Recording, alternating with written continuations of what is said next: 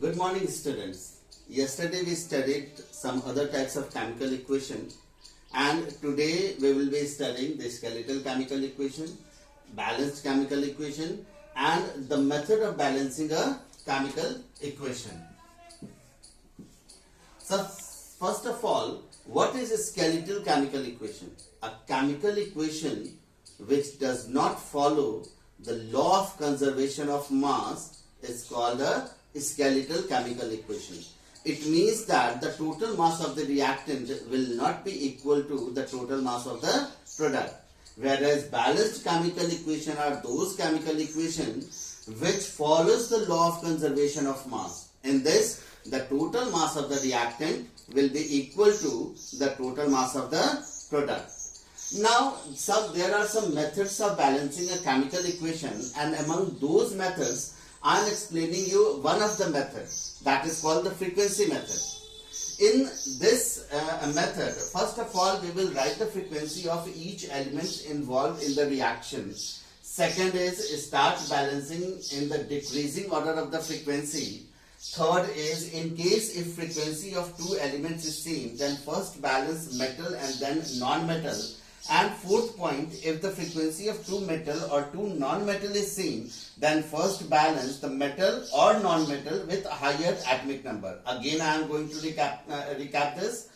Write the frequency of each element involved. Frequency does not mean the number of atoms. It means how many times an element has taken part in a chemical reaction, whether it is in the reactant or in the product. Second is start balancing in the decreasing order of the frequency. In the decreasing order, that means from higher frequency level to the lower frequency level.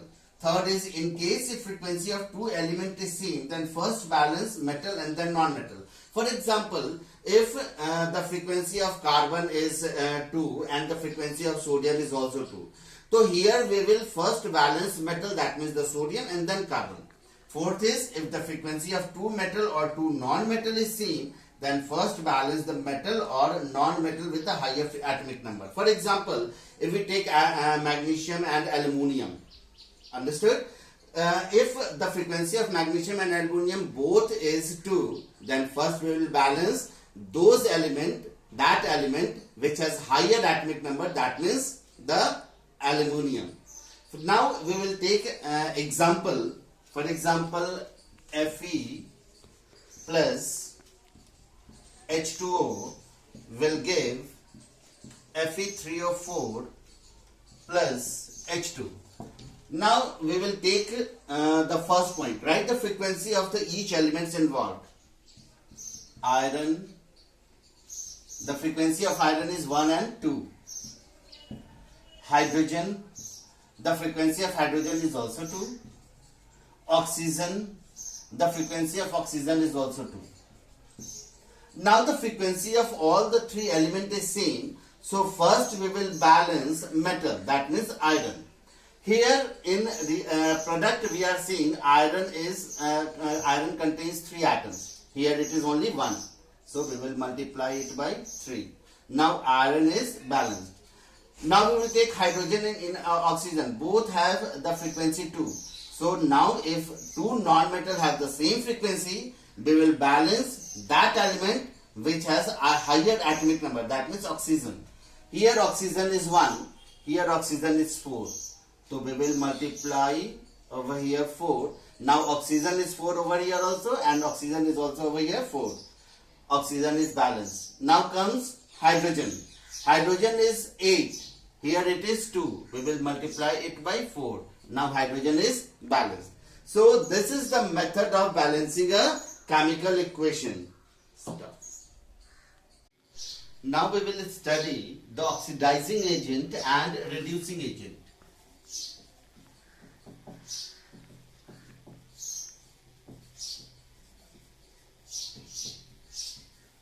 And reducing agent. Simply we can understand like this. What do you mean by agent? Agents are the suppliers. those compound which supplies oxygen is called oxidizing agent. Or we can say those compound which accepts hydrogen is called oxidizing agent. In the similar way, reducing agent, those compound or those element which accepts oxygen is called reducing agent, or we can say those element or compound which supplies hydrogen is called reducing agent. I will write it down. Oxidizing agent,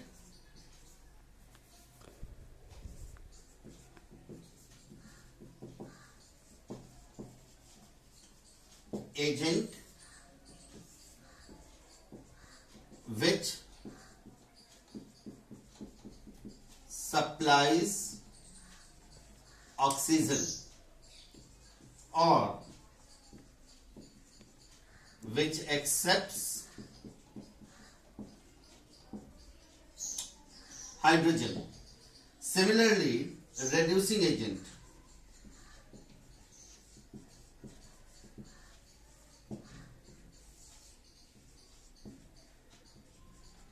which supplies hydrogen or which accepts oxygen. For example, we take copper oxide plus hydrogen will give copper and water. Here we are seeing that copper oxide contains oxygen, and this oxygen is separated from copper oxide and hydrogen combines with oxygen to form water. So copper oxide is supplying oxygen to hydrogen, therefore copper oxide will be oxidizing agent.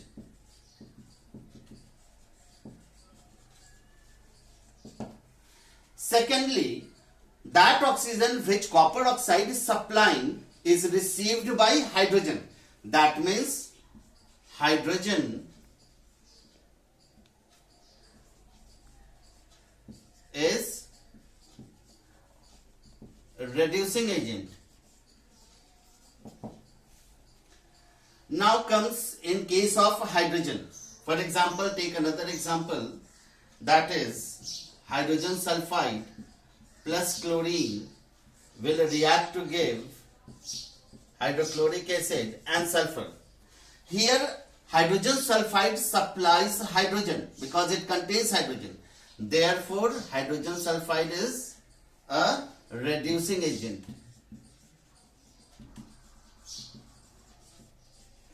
And that hydrogen is accepted by chlorine, therefore chlorine is oxidizing agent.